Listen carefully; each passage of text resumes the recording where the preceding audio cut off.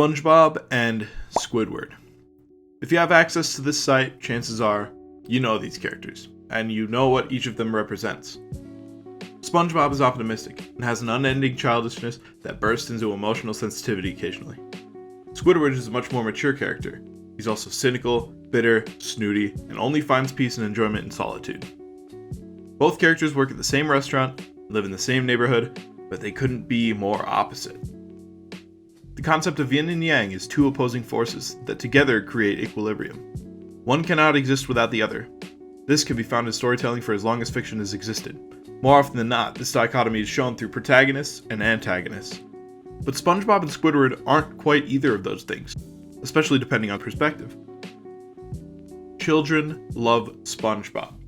And as a child, I loved SpongeBob. He is the good guy. His character traits appeal to those who share an optimism and love for the world around them, and they root for that. But many adults, especially those who didn't watch the show as kids, find him incredibly annoying, and resonate far more with the cold and bitterly complacent Squidward.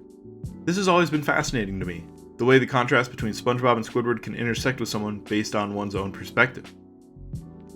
When I was 17 and I got a job at a local gas station, I came in on my very first day with an overwhelming optimism and kindness.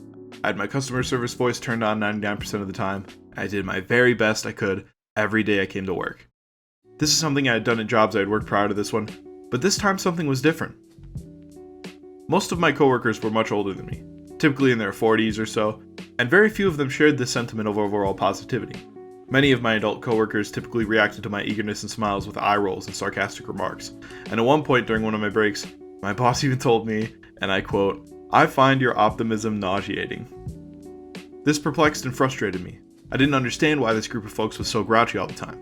I was often picked on and ridiculed by my peers. I was given the worst shifts, sometimes having to come back in for my next shift 6 hours after I had closed the store the night before.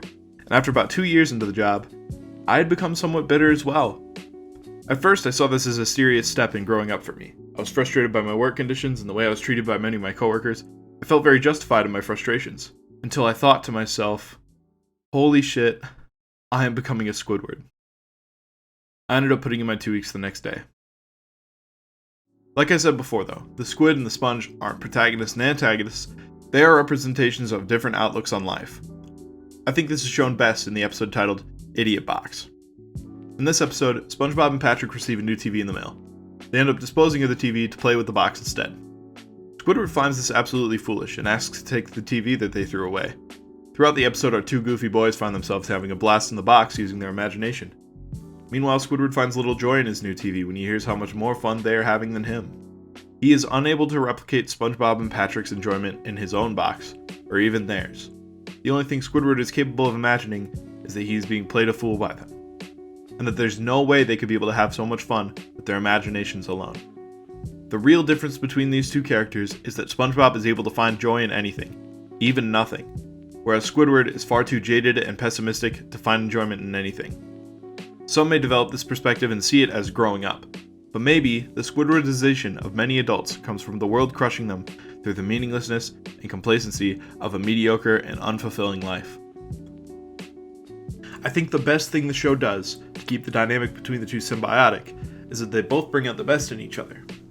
In the rare moments that Squidward gives in to the influence of SpongeBob's childlike wonder, you see him reach true happiness, even if it's just for a little while. I always like to say, you either die a SpongeBob, or live long enough to see yourself become the Squidward.